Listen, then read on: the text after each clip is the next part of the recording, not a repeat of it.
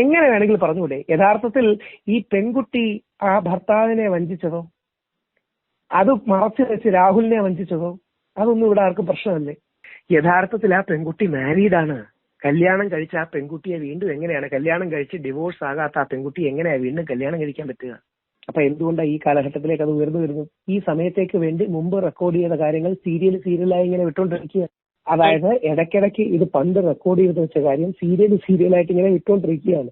അതായത് ഖണ്ഡമായി. ഇതൊരു കുറച്ച് 5 മാസങ്ങൾക്ക് മുമ്പ് നടന്ന കാര്യമല്ലേ? നമസ്കാരം, മലയാളി വാർത്തയിലേക്ക് സ്വാഗതം. ഞാനായിട്ട് പറയണ്ട എന്ന് കരുതിയതാണ്, പക്ഷേ ഇനിയും വാ പൂട്ടി നിൽക്കാൻ സാധിക്കില്ല. കഴിഞ്ഞ ദിവസം രാഹുൽ മാങ്കൂട്ടത്തിനെതിരെ യുവതി പരാതിയുമായിട്ട് രംഗത്തെത്തിയപ്പോൾ ഞെട്ടിക്കുന്ന വെളിപ്പെടുത്തലാണ് രാഹുൽ ഈശ്വർ നടത്തിയിരിക്കുന്നത്.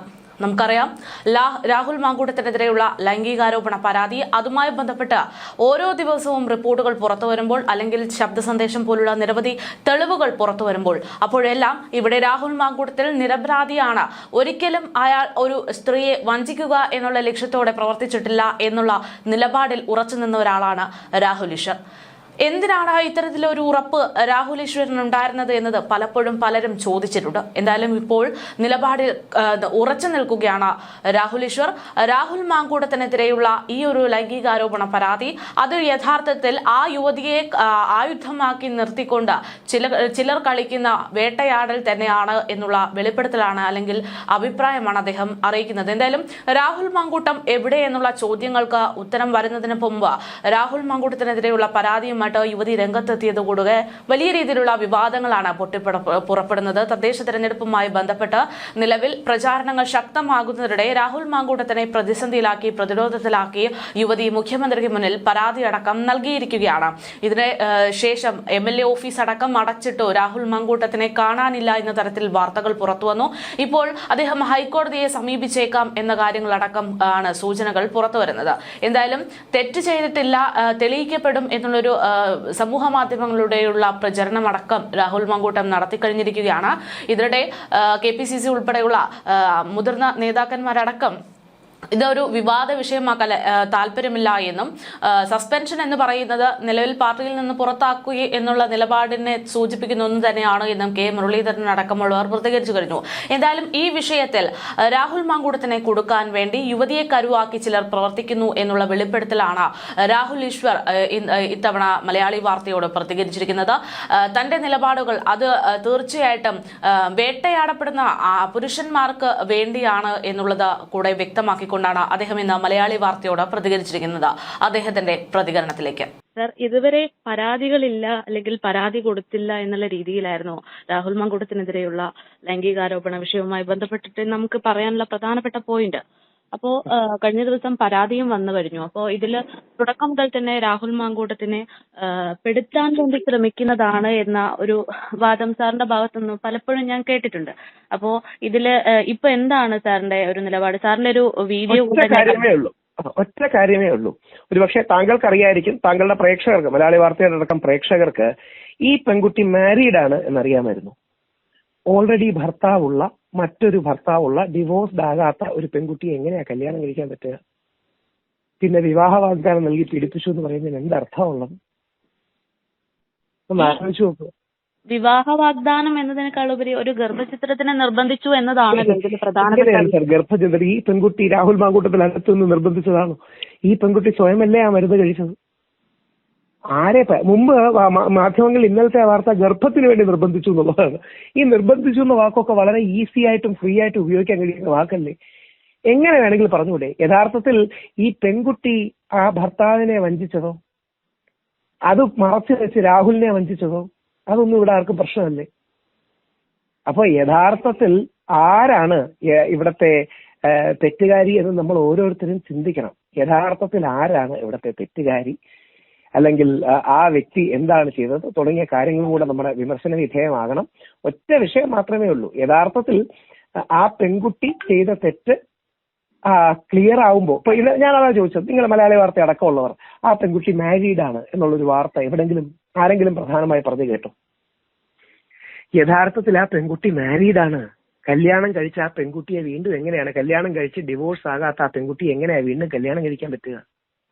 പക്ഷെ നമ്മൾ എവിടെയും കാണുന്നില്ലല്ലോ ഈ കല്യാണം കഴിക്കണം അല്ലെങ്കിൽ കഴിക്കരുത് എന്നുള്ളൊരു ആവശ്യം ആ പെൺകുട്ടിയോ രാഹുൽ മാങ്കൂട്ടമോ പറയുന്നത് നമ്മൾ എവിടെയും കണ്ടിട്ടില്ല ഇതുവരെ പുറത്തു വന്നിട്ട്. അപ്പൊ മറ്റൊരാളുടെ ഭാര്യയായിരിക്കുന്ന കുട്ടിയിൽ രാഹുൽ മാങ്കൂട്ടത്തിൽ കുട്ടി ഉണ്ടാവണമെന്നാണോ? മറ്റൊരാളുടെ ഭാര്യയായിരിക്കുന്ന ഡിവോഴ്സ് അല്ലാത്ത കുട്ടിയിൽ രാഹുൽ മാങ്കൂട്ടത്തിന്റെ എന്താ പറയണേ കുട്ടി ഉണ്ടാവണമെന്നാണോ പറയണേ? ഒന്ന് ആലോചിച്ച് നോക്കുക. അപ്പോ യഥാർത്ഥത്തിൽ ഇത്തരം വസ്തുതകൾ മറച്ചു വെക്കുകയാണ്. പക്ഷെ കോടതിയിൽ നിന്ന് നീതി കിട്ടും. ഈ കേസസ് സ്റ്റാൻഡ് ചെയ്യില്ല. അപ്പോ ഇവിടെ ഇപ്പൊ നമ്മൾ തെറ്റ് ചെയ്തിട്ടില്ല എങ്കിൽ അതിൽ ധൈര്യത്തോടെ നിൽക്കണം എന്നുള്ളതാണല്ലോ പൊതുവെ കണ്ടുവരുന്നത്. പക്ഷെ രാഹുൽ മാങ്കൂട്ടത്തിനെ കാണാനില്ല, ഓഫീസ് പോലും പൂട്ടിയിരിക്കുകയാണ് എന്നുള്ള വാർത്തകൾ രാഹുൽ മാങ്കൂട്ടത്തിൽ കോടതിയിൽ അപ്രോച്ച് ചെയ്യും. രാഹുൽ മാങ്കൂട്ടത്തിൽ ആ വിഷയത്തിൽ അഡ്വക്കേറ്റ് ജോർജ് പൂന്തോട്ടത്തിൽ പോലെ വളരെ സീനിയറും എല്ലാവരും ബഹുമാനിക്കുന്ന ഒരു അഭിഭാഷകനാണ്. രാഹുൽ മാങ്കൂട്ടത്തിൽ കോടതിയിൽ അപ്രോച്ച് ചെയ്യും. അതല്ലേ അത് ചെയ്യേണ്ടത്. തീർച്ചയായിട്ടും ഈ വിഷയവുമായി ബന്ധപ്പെട്ട് സാറ് തന്നെ ഒരു വീഡിയോ പങ്കുവച്ചത് കണ്ടു. അതായത് ഈ യുവതി പലരുടെയും ആയുധമായിട്ട് മാറിക്കൊണ്ടിരിക്കുകയാണ് എന്നുള്ള തരത്തിൽ. അതെന്താ അങ്ങനെ തോന്നാൻ കാരണം? അങ്ങനെയല്ലേ? ഇല്ലെങ്കിൽ ഇലക്ഷൻ സമയത്ത് ശബരിമല കൊള്ളയടക്കം മറയ്ക്കാൻ വേണ്ടി ഈ വിഷയം ഉയർന്നു വരുന്നതിന്റെ താല്പര്യം എന്താ? ഇത് സംഭവിച്ചതെല്ലാം 2025 March, April, May, June, July മാസങ്ങളിൽ ആ കാലഘട്ടത്തിലല്ലേ?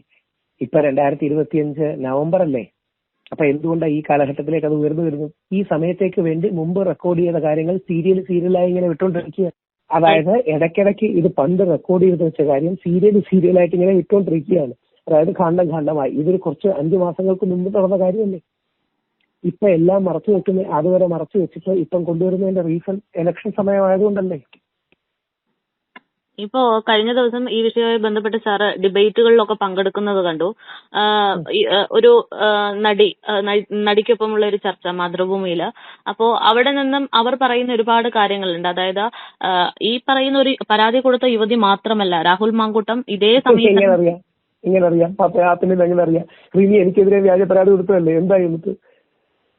ഇതൊക്കെ ചുമ്മാ അങ്ങ് പറയുന്നില്ലേ വേറെ ആൾക്കാർക്ക് ഇതേപോലെ കുഞ്ഞു വേണമെന്ന് മെസ്സേജ് അയച്ചത്. ഞാൻ ആ ലൈവ് ചാനൽസ് ചർച്ചയിൽ തന്നെ വിളിച്ചിട്ടില്ലേ ഇതാരാണെന്ന് പറയണമെന്ന്? ചുമ്മാ വെറുതെ പറയില്ല. ആർക്കെതിരെ പറഞ്ഞൂടെ? ചുമ്മാ ഇതെങ്ങനെ പറയല്ലേ? ആർക്കെതിരെ പറയാൻ കഴിയുന്ന കാര്യമല്ലേ?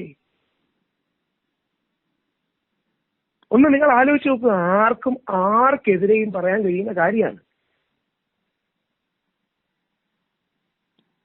സാർ അതുപോലെ തന്നെ ഈ ഒരു വിഷയത്തില് അതായത് രാഹുൽ മാങ്കൂട്ടവും രാഹുൽ ഈശ്വരും ചിന്തിക്കുന്ന കാര്യങ്ങൾ അല്ലെങ്കിൽ നിങ്ങളുടെ ഐഡിയോളജീസ് രണ്ടാണ് എങ്കിൽ പോലും ഈ വിഷയത്തിൽ തുടക്കം മുതൽ തന്നെ രാഹുൽ മാങ്കൂട്ടത്തിനൊപ്പം നിൽക്കുന്ന ഒരു വ്യക്തി എന്നുള്ള നിലയിൽ എന്തുകൊണ്ടാണ് സാറിന് ഈ ഒരു പോയിന്റ്സ്, അതായത് രാഹുൽ മാങ്കൂട്ടം തെറ്റുകാരനല്ല എന്ന് വിശ്വസിക്കാൻ തോന്നുന്നത്?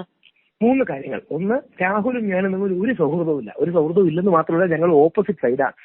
ഏകദേശം ഒരു 6 മാസങ്ങൾക്ക് മുമ്പ് രാഹുൽ മാങ്കൂട്ടത്തിൽ രാഹുൽ ഈശ്വർ വിഷമാണെന്നും, രാഹുൽ ഈശ്വർ നോർത്ത് ഇന്ത്യയിൽ അർണബ് ഗോസ്വാമി വിഷമാണ്, സൗത്ത് ഇന്ത്യയിൽ രാഹുൽ ഈശ്വറാണ് വിഷം, ഇത് സ്ലോ പോയിസൺ ആണ്, ഇന്ത്യയിലെ ഫാസിസത്തിന്റെ ചിരിക്കുന്ന മുഖമാണ് രാഹുൽ ഈശ്വർ. ഞാനൊരു വലതുപക്ഷക്കാരനാണ്, അതുകൊണ്ട് ചിരിക്കുന്ന മുഖമാണെന്നൊക്കെ പറഞ്ഞ് രാഹുൽ ഏഷ്യാനെറ്റിൽ വിനു വി ജോണിന്റെ ചർച്ചയിൽ ഇരുന്ന് പറഞ്ഞ കാര്യം കോൺഗ്രസിന്റെ ഔദ്യോഗിക ഹാൻഡിലിൽ നടക്കം പ്രസിദ്ധീകരിച്ചിട്ടുണ്ടായിരുന്നു. ഞാൻ മാസങ്ങളോളം പണിപ്പെട്ട് മെനക്കെട്ട് കൊണ്ടുവന്ന പുരുഷ കമ്മീഷൻ എന്ന ആശയം തടഞ്ഞത് രാഹുൽ മാങ്കൂട്ടത്തിലാണ്. ഇത് രാഹുൽ തന്നെ എന്നോട് പറഞ്ഞത്, വേറെ ആരുമല്ല. അദ്ദേഹത്തിന്റെ ആശയപരമായ വ്യത്യാസം ഞാൻ ബഹുമാനിക്കുന്നു. അദ്ദേഹം ഒരു നെഹ്റൂവിയനാണ്, ഞാനൊരു ഗാന്ധിയൻ റൈറ്റ് വിങ് ആണ്. പക്ഷേ നമ്മൾ ചില മര്യാദ കാണിക്കണ്ടേ? ആശയപരമായ എതിർപ്പുണ്ട വ്യക്തിയാണെന്നുള്ള ആയതുകൊണ്ട് ഒരുത്തനെ വേട്ടയാടാൻ വിട്ടുകൊടുക്കണോ?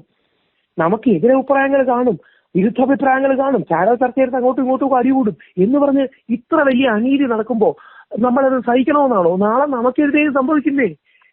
ഞാൻ പോരാടുന്നത് രാഹുലിന് വേണ്ടിയിട്ടല്ല, ഞാൻ പോരാടുന്നത് എനിക്കും എല്ലാ ആണുങ്ങൾക്കും വേണ്ടിയാണ്. മുമ്പ് ഉമ്മൻചാണ്ടി ഇതേപോലെയല്ലേ എത്ര കാലം വേട്ടയാടി സരിതയുടെ കാര്യത്തിൽ? ഉമ്മൻചാണ്ടി സാറിനെ വേണ്ട രീതിയിൽ പ്രതിരോധിക്കാൻ നമുക്കായില്ല. ആ തെറ്റ് രാഹുൽ മാങ്കൂട്ടത്തിന്റെ കാര്യത്തിൽ സംഭവിക്കരുത്. അതിനുവേണ്ടിയാണ് ഈ പോരാട്ടം.